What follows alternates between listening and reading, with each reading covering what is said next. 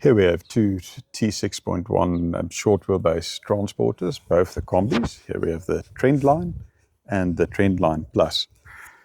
Overall, very similar. From the outside, on these two, the big difference is this one's got the LED lights as standard, and it's got a different design wheels, which I'll show now.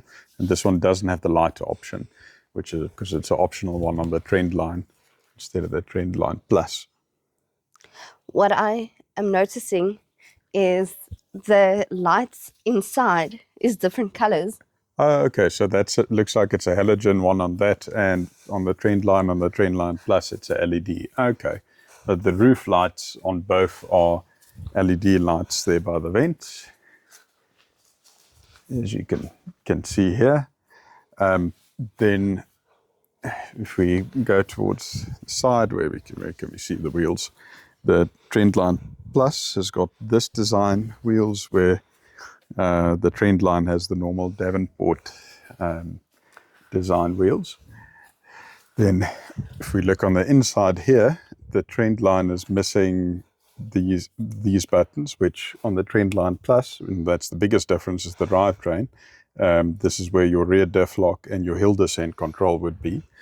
And engine options available, the Trendline Plus is only the 146 kilowatt 4Motion one, and that's also how you'd spot it as the 4Motion badge on the back, where the Trendline is available either in the 110 kilowatt with the DSG, which is what we have here, or the 80 kilowatt with a manual like you would find in the Caddies. And then other big difference on the interior is honestly mainly the no, they're both of height adjustable seats. We had a T6.1 long wheelbase which had the swivel seats, which neither one of these has available. So this one's got climate control instead of the normal just manual air conditioning system.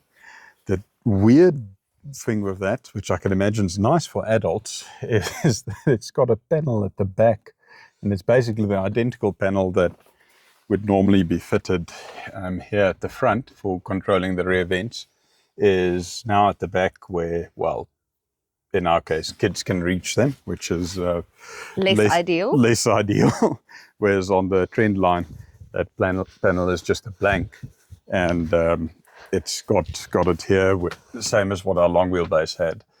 The controls are up at the front here instead of out at the back. But if you are an adult driving in the bus, then it makes sense to be able to it's control your own. Definitely nicer for adults, and both of these have got the these actually very nice screens here for sun. So literally just got manual screens which go up and down, which the Caravels also have, but like our long wheelbase, that was not an option, and they've got that in the rear as well. We've also got a nice sound absorbing roof liner, which is nice, where the long wheelbase had just a plastic roof. Other than that, honestly, not really many obvious differences. The mirrors fold on the Trendline Plus versus the Trendline, but it's not a very significant thing. They don't actually become much narrower when they're folded up, so it's not that useful. And here's how these climate controls look on the Trendline.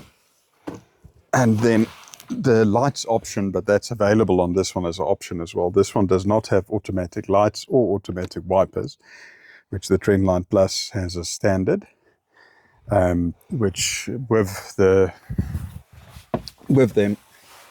comes, it's a dual beam LED, which honestly works way better.